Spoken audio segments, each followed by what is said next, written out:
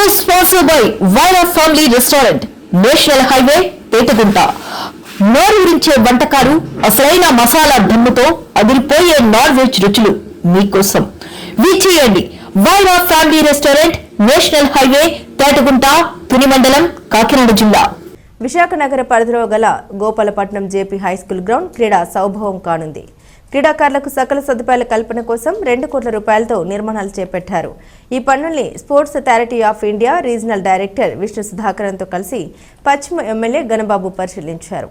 గతంలో ఈ మైదానం వర్షానికి బురదమయం అయ్యేదని, దాన్ని నివారించి కొత్తగా lighting poles, walking track, volleyball, skating, వ్యాయామశాల వంటి కోర్టులు నిర్మిస్తామని తెలియజేశారు. అలాగే ఇండోర్ స్టేడియానికి సంబంధించి నూతన ప్రతిపాదన ఆయన్ను వివరించారు.